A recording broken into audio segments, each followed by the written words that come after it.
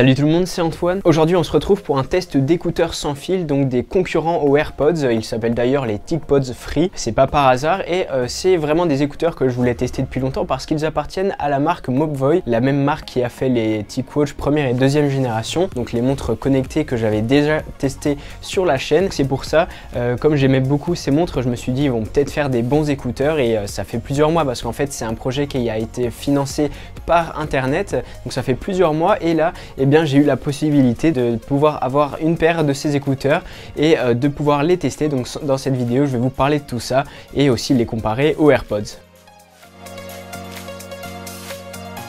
Alors pour commencer, les TicPods Free, ce sont des écouteurs qui sont en intra-auriculaire, donc ce n'est pas le même type d'écouteurs classique que les AirPods, donc ça va bien plaire à ceux qui n'aimaient pas justement le style des AirPods et à ceux comme moi qui justement aimaient bien le style classique, eh bien ça peut être un problème, voire voilà complètement. Moi j'ai eu beaucoup de mal à tester ces écouteurs justement parce que j'ai des oreilles qui ne sont pas du tout faites pour les intra-auriculaires. Je peux les mettre et 2 secondes après ils vont tomber, donc c'était un peu compliqué, mais j'ai quand même fait le maximum pour pouvoir tester la qualité du son et puis voir ce que donnent ces écouteurs. Juste avant de commencer par vraiment le texte, je voulais vous donner quelques petites infos. Déjà, les écouteurs peuvent tenir 4 heures en Bluetooth. Ils sont dans un boîtier comme les AirPods, sauf qu'il est quand même plus volumineux, dans un boîtier qui donne, par expérience, qui donne 16 heures de batterie. Ils disent normalement en théorie 18, mais moi voilà, je pouvais charger 4 fois les écouteurs avec ça, donc c'est bien pratique. Et il faut savoir que ils ont implémenté un nouveau système de gestures sur ces écouteurs qui manquait un petit peu aux AirPods.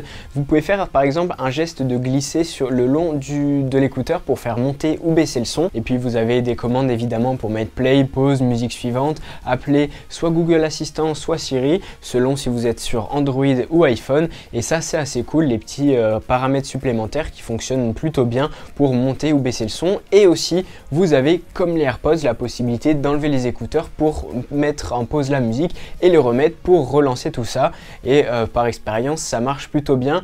Et les seuls problèmes que j'ai, c'est simplement que ça tient pas bien dans mes oreilles, donc du coup la détection pour la remise en place des écouteurs fonctionnait assez aléatoirement, mais ça vient simplement de moi à ce niveau là. Il faut aussi savoir que ces écouteurs existent en plusieurs coloris, ils sont certifiés IP5, donc ça veut dire protection contre la poussière et les jets d'eau, donc voilà, simplement un petit peu d'eau, peut-être la transpiration si vous faites du sport.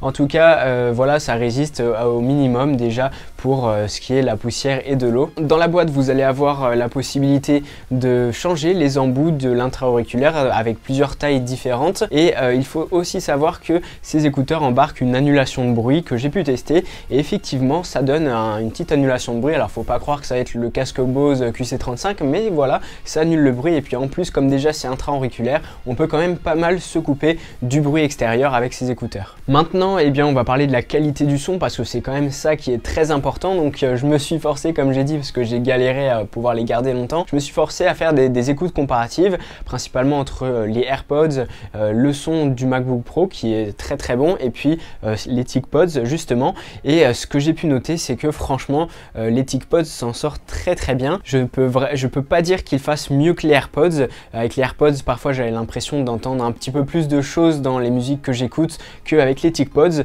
mais franchement à pas grand chose. Si vous marchez dans la rue, vous vous rendrez pas compte de la différence.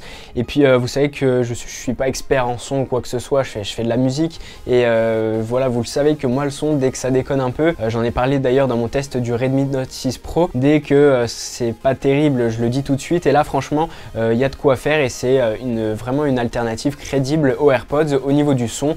Donc niveau qualité du son, il n'y a rien à reprocher là-dessus. Donc franchement ces écouteurs ne m'ont pas déçu du tout, à part le fait que moi personnellement je ne pourrais pas les utiliser à cause des intra-auriculaires. Je vous ai déjà expliqué que moi je peux pas me servir de ce type d'écouteurs, mais c'est pas un problème du produit, c'est simplement un problème, voilà, ça me correspond pas.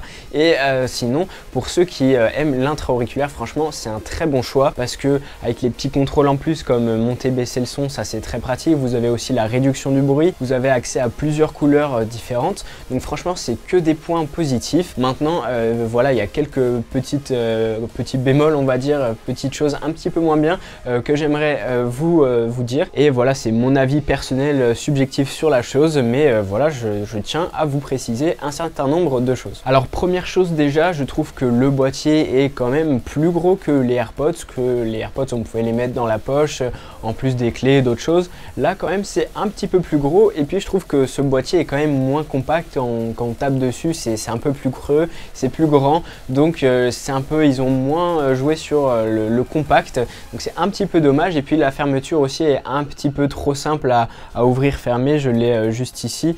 Voilà, c'est assez léger, et bah voilà, c'est un petit défaut, mais sinon la boîte est sympa à recharger aussi. C'est dommage qu'ils aient pas mis d'USB-C pour la recharge, donc voilà, autre chose à noter aussi. Donc du coup je parle de ça, se dire que c'est légèrement moins portable que les AirPods, même si voilà, les AirPods c'était quand même le summum de la finesse. Et aussi le boîtier est plus gros parce que déjà par le design des intra-auriculaires, parce qu'il y a un petit embout en plus, et aussi parce que ces écouteurs sont plus gros que les AirPods. Donc je trouve que quand on les met à l'oreille, ils sont quand même moins discrets que les AirPods, ça c'est clair.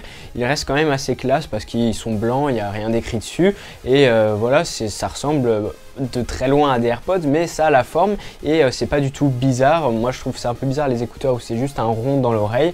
Bon bref, là ça me plaît, mais c'est quand même un peu plus gros, et ça il faut le savoir aussi. J'ai aussi oublié de préciser, mais ces écouteurs ils fonctionnent parfaitement avec les iPhones, hein. Quand vous avez le Bluetooth qui est constamment allumé sur l'iPhone comme je le fais pour les AirPods, vous avez juste à les sortir de la boîte, ces TicPods, et tac, vous pouvez écouter de la musique tout de suite, pas besoin de le réappairer.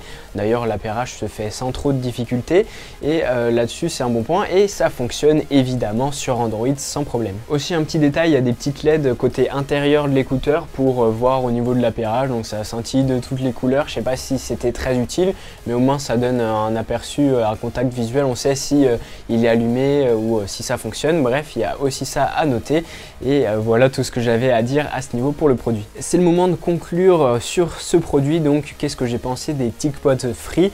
Eh bien déjà pour moi ça me convient pas, mais c'est parce que c'est à cause de l'intra-auriculaire. Donc le choix en fait il va se faire de la manière suivante: soit vous êtes quelqu'un qui préfère les écouteurs classiques et vous prendrez les AirPods, soit vous êtes plutôt intra-auriculaire et puis vous avez envie d'être mieux isolé du son grâce à la réduction du son et puis à l'architecture intra-auriculaire, et là vous vous pencherez plus sur les TicPods. En plus il faut savoir qu'ils coûtent dans les $130, donc ça fait environ 115 € on va dire, donc c'est quand même moins cher que les AirPods qui sont commercialisés dans les 179 € prix neuf sur le site d'Apple, à moins que c'est baissé de peut-être 10 €. Donc voilà, c'est aussi une solution moins chère, vous avez quelques contrôles en plus, et franchement si vous n'avez pas le budget des AirPods et si vous êtes plutôt chaud pour des intra-auriculaires, vous vous tromperez pas avec ça. En plus vous avez du choix des couleurs, et tout fonctionne nickel, donc franchement un produit à recommander. Et voilà pour mon avis sur les TicPods Free. J'espère que cette vidéo vous aura plu. Si c'est le cas, n'oubliez pas de mettre un pouce bleu, un petit commentaire comme d'hab, de me suivre sur Instagram et Twitter. En attendant ma prochaine vidéo, portez-vous bien, on se retrouve très bientôt.